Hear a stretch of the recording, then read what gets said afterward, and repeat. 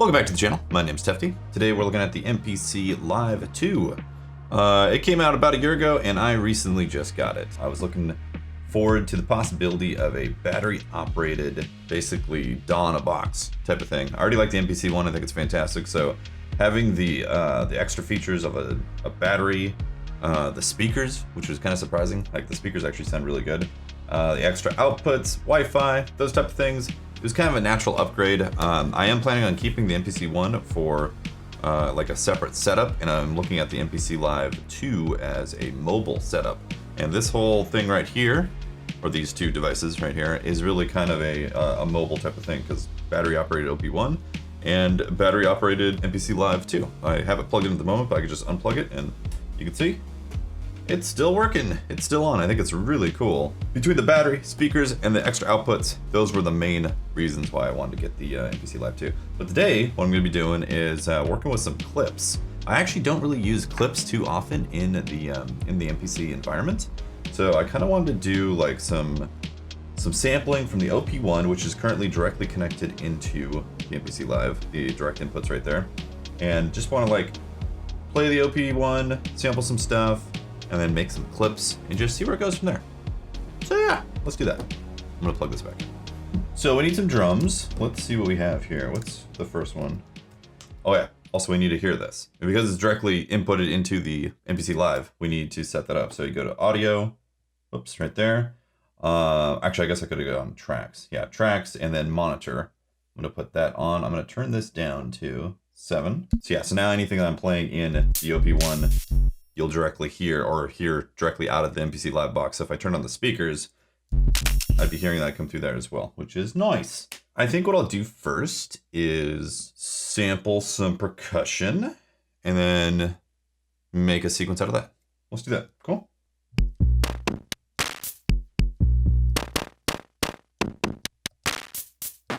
Kind of like this matte sound. Yeah, kind of glitchy. I'm gonna go into sampler. We're just gonna sample these one shots. Arm.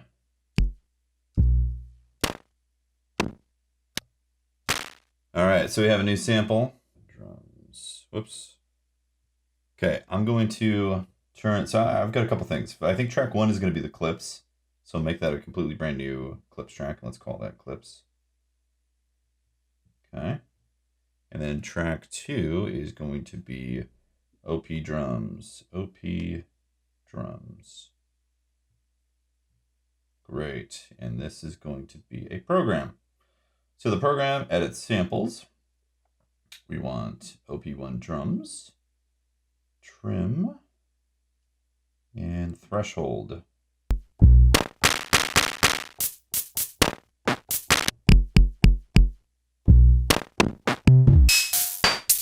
Sick. That's working.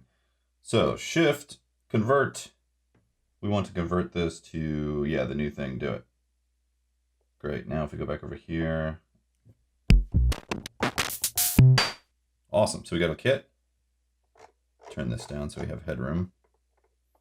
I kind of wish all tracks would start at -6 dB on the MPC. I mean, it's just like any other DAW. You have to turn down the tracks all the time when you first open it up. But it would be nice if, you know, maybe all DAWs. It'd be nice if universally across the board, all DAWs naturally started -6 dB on all the tracks. So you're not always having to compensate for headroom. Yeah. Okay, we need to record something here.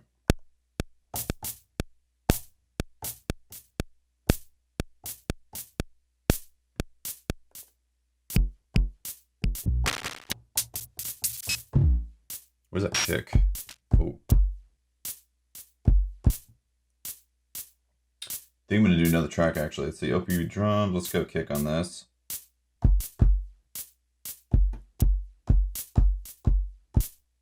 I need to adjust this. Program edit. We need to make this, we'll go poly 8. Yeah. So let's record that.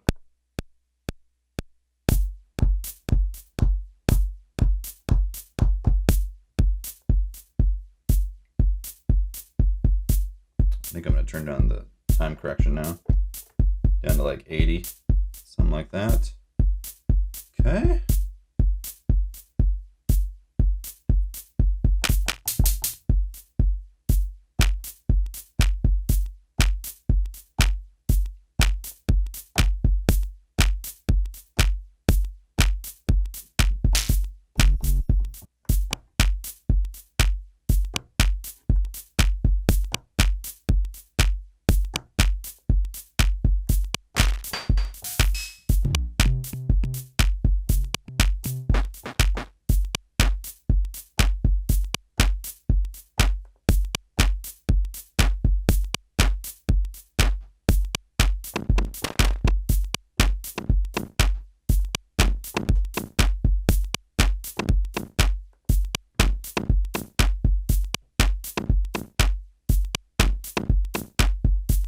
So we got a little housey beat type of thing going on here. No effects, just straight sample. Now I need some tonal sounds, and I think this is where I'm going to use the looper to be able to get definite chunks and then chop those up for clips. So let's go.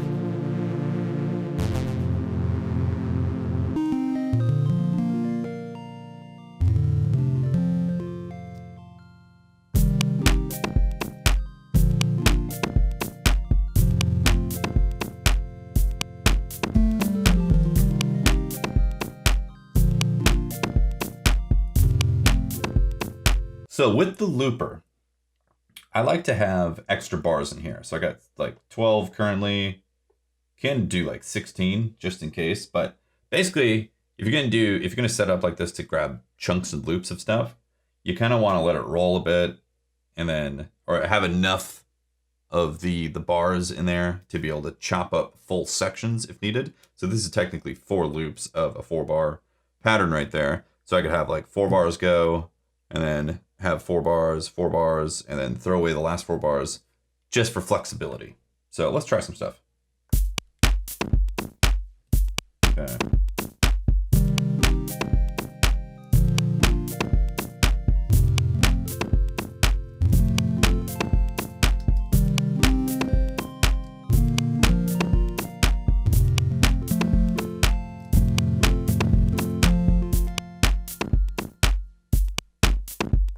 So my timing is off on that, which could actually provide some interest.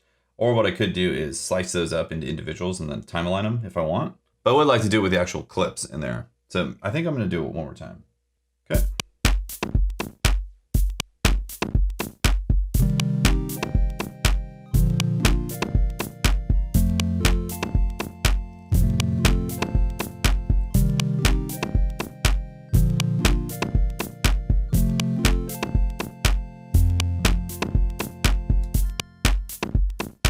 Okay.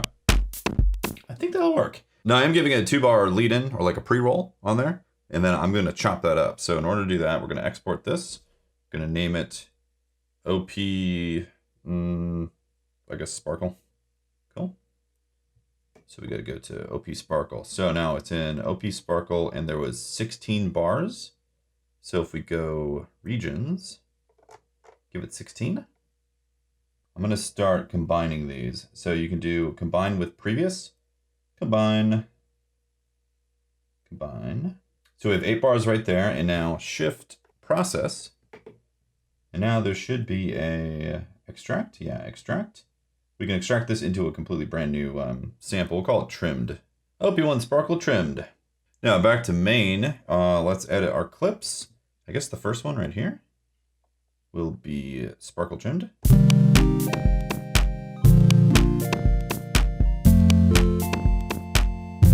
Too loud, obviously.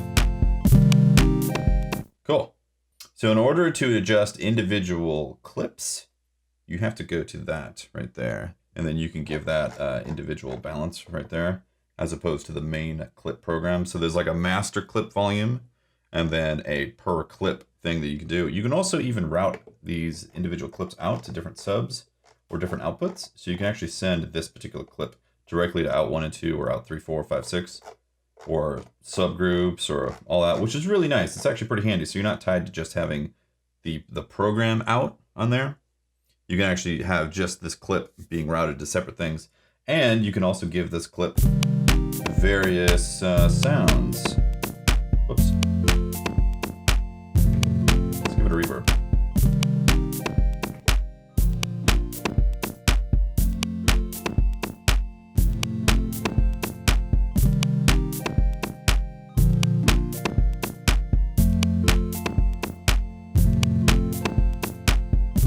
Okay. So we need something else. This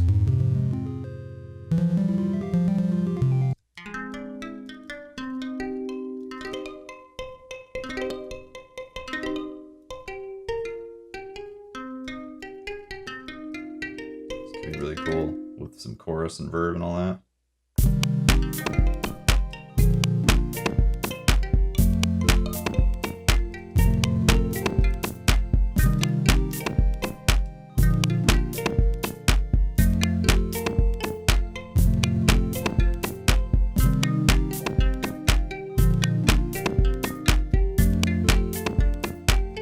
try to play this as proper as possible and not rely on an actual sequencer or an arpeggiator.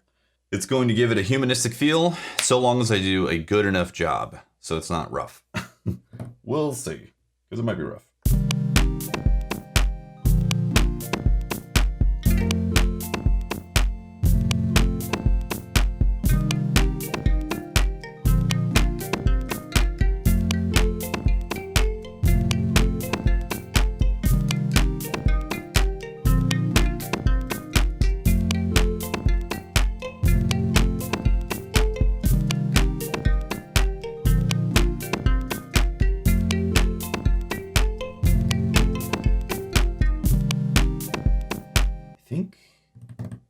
Last 4 worked. We're going to call this pluck. Save. Sample edit. OP pluck. Perfect. We need to convert this into 16 regions. It's already did it. That's fantastic. Now let's start condensing these down. Combine to the previous. Combine to previous. Combine to previous. We did the last 4 regions because that's what we wanted. Those are the last 4 bars. And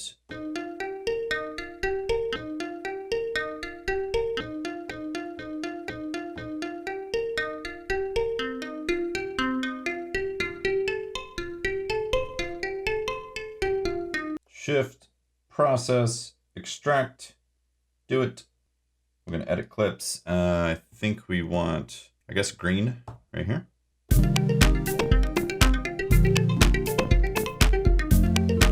Interesting.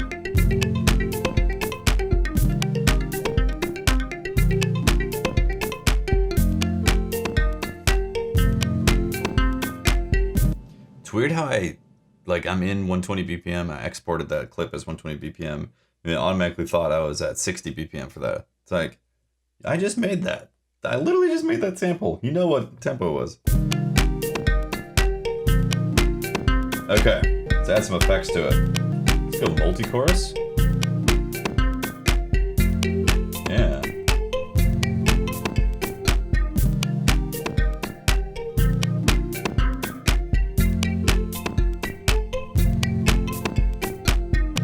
Good tape sync.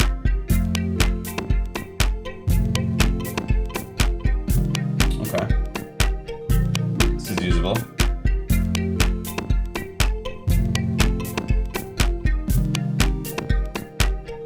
Okay, now let's top it off with some verb.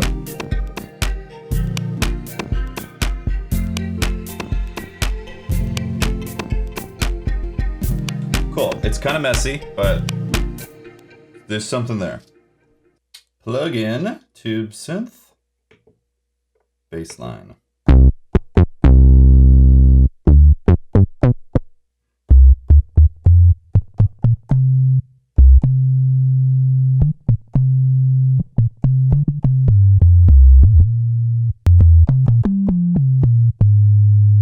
Gotta turn this down a bit.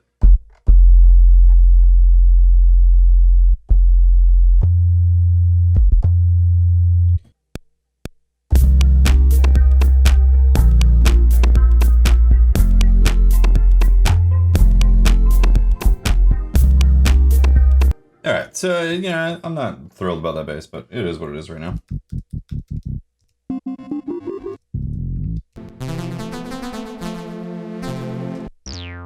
Let's find something else.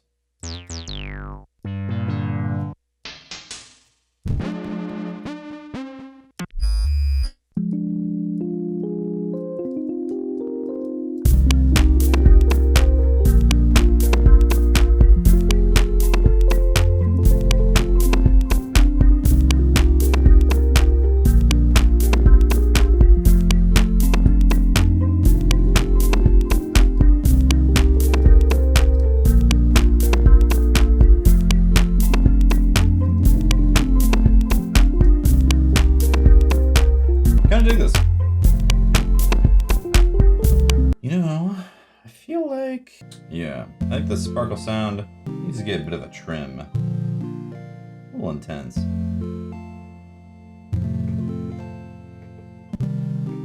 Let's filter out the top end a bit.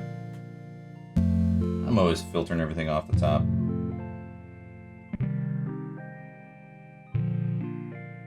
I was thinking it sounds better. might be interesting.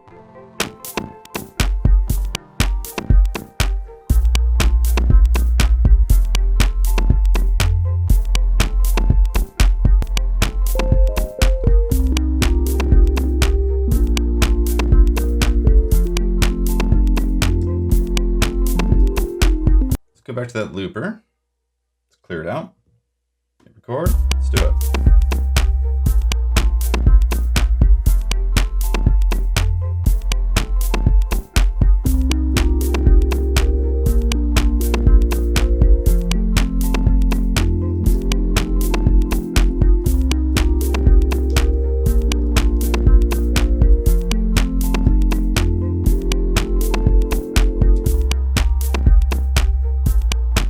To 8-bar chunk.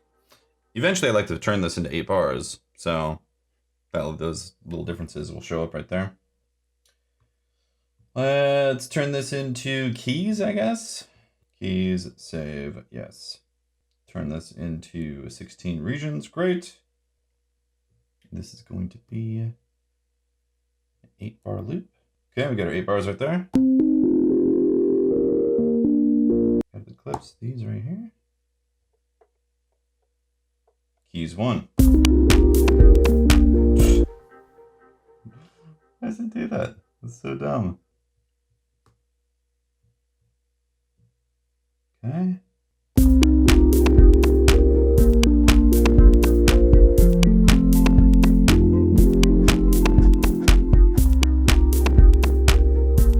I like how it's dirty sounding right there. It's cool.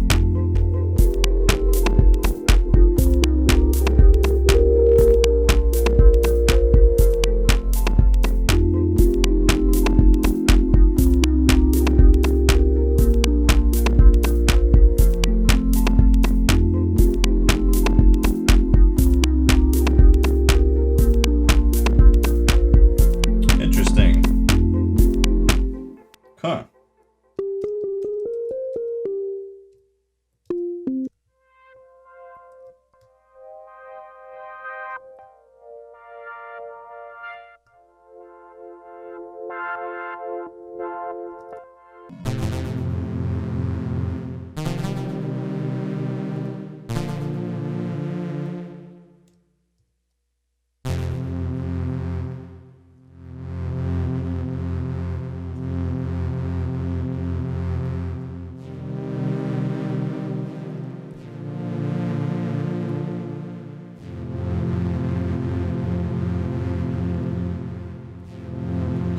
I like the sound of that too. Let's see how that feels.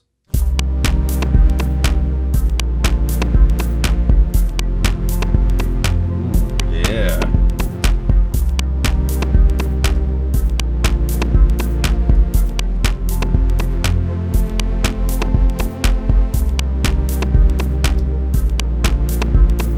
Let's grab that.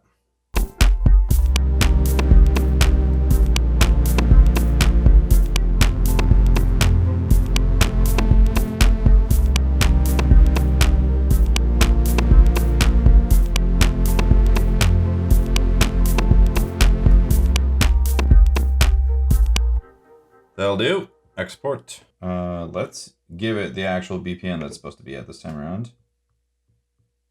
Yes. Process, extract, do it.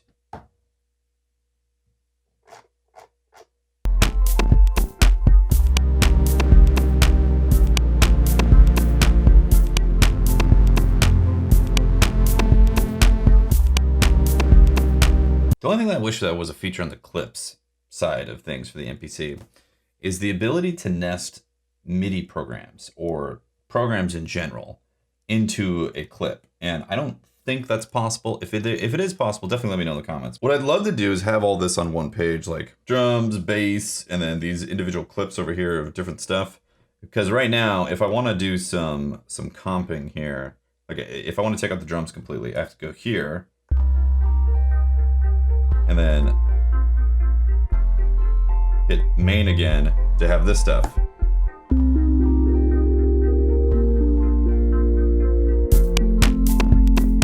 Which isn't terrible, but I have to juggle back and forth on this. Sometimes I wish it was just on one 16 pad grid.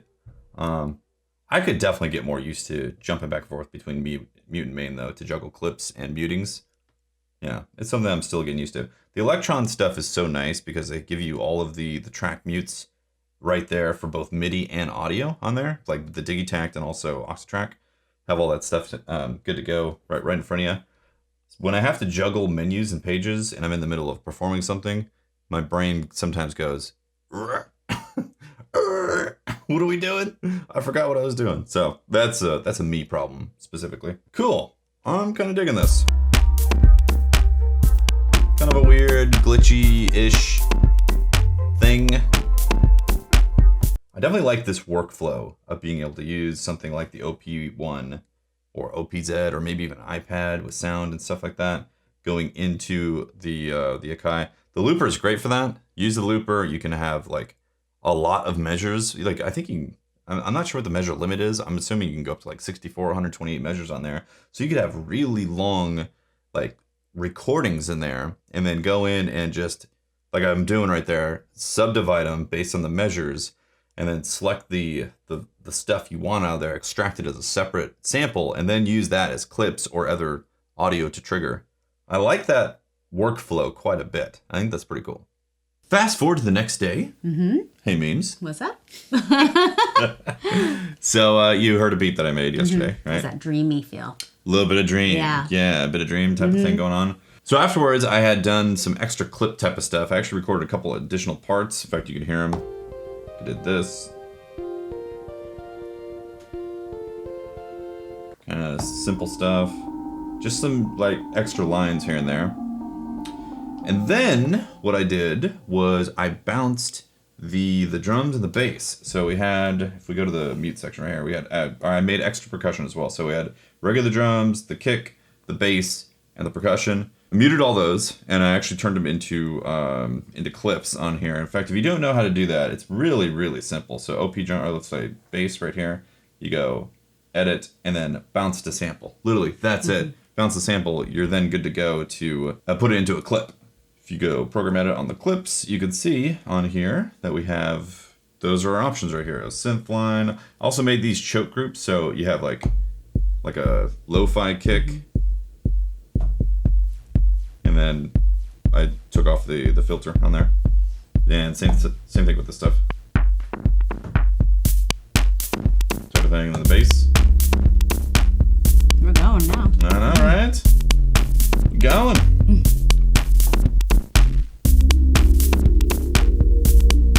Dreamhouse. That's Dreamhouse. There it is, right? Dreamhouse Daddy. Dreamhouse. Yeah. So you want to just jam on that? Yeah. A jam. I don't have no lyrics or anything right? like that, Yeah. so just pure improv. So I do have the capability of improvising with the OP1 while this is playing because it is being monitored live out of here. So I might do that.